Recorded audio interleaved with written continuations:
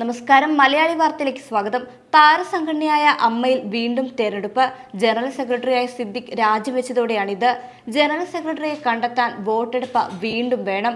1.5 മാസം മുമ്പാണ് ജനറൽ സെക്രട്ടറിയായി സിദ്ദിഖ് ജയിച്ചത്. തൽക്കാലം സിദ്ദിഖ് രാജിവെച്ച സാഹചര്യത്തിൽ ജനറൽ സെക്രട്ടറി ചുമതല ബാബുരാജ് ഏറ്റെടുക്കും. സംഘടനയുടെ എക്സിക്യൂട്ടീവ് യോഗം ഓൺലൈനിൽ ചേരും. ഈ യോഗമാകും ബാബുരാജിന് ചുമതല നൽകുക. 28-ന് വീണ്ടും എക്സിക്യൂട്ടീവ് ചേരുന്നുണ്ട്. ഭാരവാഹി യോഗവും ചേരുന്നുണ്ട്. അതിനുശേഷം തെരഞ്ഞെടുപ്പിൽ തീരുമാനമെടുക്കും. കുക്കു പരമേശ്വരനെ തോൽപ്പിച്ചാണ് സിദ്ദിഖ് അമ്മയുടെ ജനറൽ സെക്രട്ടറിയായത്. ഉണ്ണി ശിവപാലും മത്സരിച്ചിരുന്നു. സംഘടനയുടെ ജോയിന്റ് സെക്രട്ടറിയായി ബാബുരാജും ജയിച്ചു.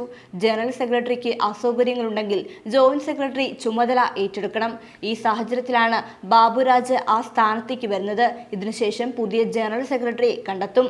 നിലവിലെ സാഹചര്യത്തിൽ വീറും വാശിയും ഈ തെരഞ്ഞെടുപ്പിൽ ഉണ്ടാകും. കുക്കു പരമേശ്വരനെ പോലുള്ളവർ എടുക്കുന്ന നിലപാട് വളരെ നിർണായകമാണ്.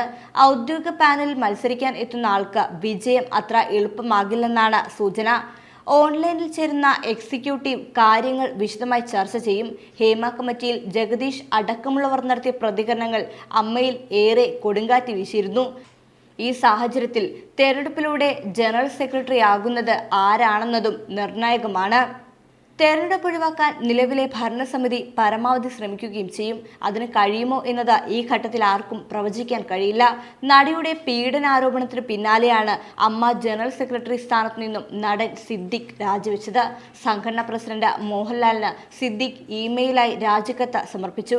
തനിക്കെതിരെ ഉയർന്ന ആരോപണങ്ങളുടെ പശ്ചാത്തലത്തിൽ സ്വമേധയാ രാജിവെക്കുന്നു എന്നാണ് സിദ്ദിഖ് മോഹൻലാലിനയച്ച കത്തിലുള്ളത്. ആരോപണങ്ങൾ ഉയർന്ന സാഹചര്യത്തിൽ സ്ഥാനത്ത് തുടരുന്നത് ശരിയല്ലെന്ന് സിദ്ദിഖ് അടുപ്പമുള്ളവരെ അറിയിച്ചു. നിലവിൽ ഊട്ടിയിലാണ് സിദ്ദിഖ് ഇനി അമ്മയുടെ യോഗത്തിൽ പങ്കെടുക്കില്ല. നടൻ സിദ്ദിഖിൽ നിന്നും വർഷങ്ങൾക്ക് മുൻപ് ലൈംഗികാതിക്രമം നേരിട്ടെന്ന് വ്യക്തമാക്കി യുവനടി ഇന്നലെ രംഗത്ത് വന്നിരുന്നു. പല സുഹൃത്തുക്കൾക്കും സിദ്ദിഖിൽ നിന്ന് ഇതേ അനുഭവം ഉണ്ടായിട്ടുണ്ടെന്നും അവർ വെളിപ്പെടുത്തിയിരുന്നു. തനിക്കെതിരെ ഉയർന്നിരിക്കുന്ന ആരോപണങ്ങൾ താങ്കളുടെ ശ്രദ്ധയിൽപ്പെട്ടിരിക്കുമല്ലോ.